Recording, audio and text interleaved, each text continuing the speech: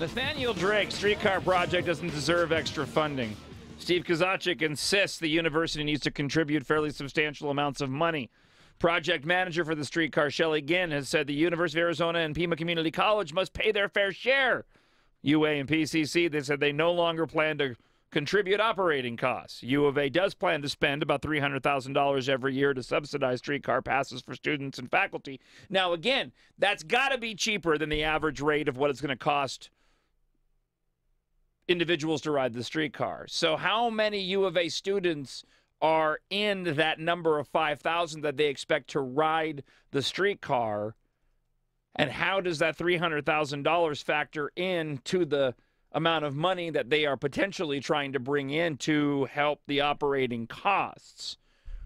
Let me say this much. At the amount they say it's going to cost them per year, $2.9 million per year to operate, it's going to be a lot more than that. That's your money, by the way. Oh yeah, and what happens when the kids go home? When the college students aren't there? Yeah. Okay. Bring out your dustbusters. Construction continues on and around campus, the editorial goes on to say. The University of Arizona has been cooperating during the frustrating process that was initially, here's what we don't talk about very often. The whole construction process was supposed to end with the streetcar up and running test by November 11 of 2011. It was back when Tim Tebow was still relevant. True story. And open to the public in 2012. It's understandable that after almost a 3-year delay, the university no longer plans to contribute to the streetcar's operational costs. This is a good business lesson for a variety of reasons. By the way, can I mention this is coming from a sophomore at the University of Arizona. So kudos to hat tip to this guy. Here's a good business lesson, and it's one the city council should take to heart. Next time, before you commit to spending $196 million, the overall project cost, including project oversight and all the construction of the tracks and actual streetcars, it should have created a contract with the University of Arizona and the PCC. Second, how much money a project is going to cost to operate before starting construction? Initial operating costs were projected to be about $2.9 million a year. Now it's projected to be $5.2 million by 2017. Finally, when you're talking about financial contributions, name actual numbers. What is fairly substantial contribution, Steve Kozachik? And what does paying your fair share mean, Shelley Ginn? What happened here is obvious. Kozachik and other city council members and the mayor made a mistake, a big mistake. They started dishing out hundreds of millions of dollars before they knew exactly what they were getting themselves into. Now the reality has struck, and all the balance sheets are being printed in red ink, and the city is panicking and pointing fingers. In truth, Tucson has no one to blame but itself.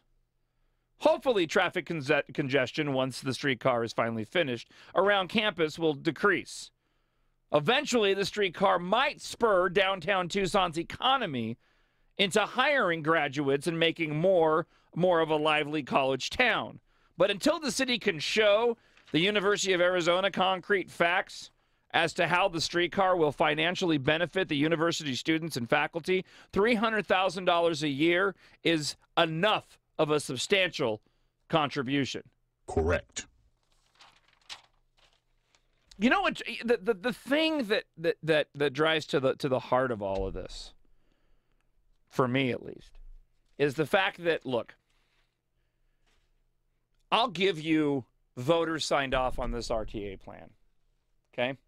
I'll give you that we've got people that vote stupidly in this community. Just look at the city council. Okay? I got that. I know that costs run over for projects. I understand that we're committed to this, for as stupid as the idea was and for as awful as it's been. Okay? I get all that. I do. I know that we are probably stuck in a situation where we're going to have to subsidize this thing to the tens of millions, if not hundreds of millions over time. I get all that. What I can't really let go in all of this is the lack of just honesty coming from our leadership. Man, just step up and join the rest of us and call this thing the disaster that it is, and be honest so we can work through a solution. You know, at least act like what all of us already know, and that this thing so far has been a failure. Please, just stop trying to whitewash it. Stop trying to blow sunshine up everybody's rear ends over it, and just step up and be honest.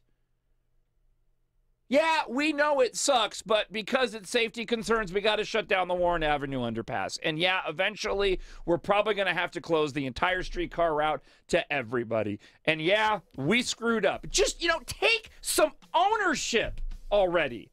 Show a little bit of backbone and responsibility and own up to the problem that we're faced with this stupid thing. We keep talking about faith back in our local leadership. Give us a reason to have faith. More of the John Justice Show coming up on 104.1 The Truth.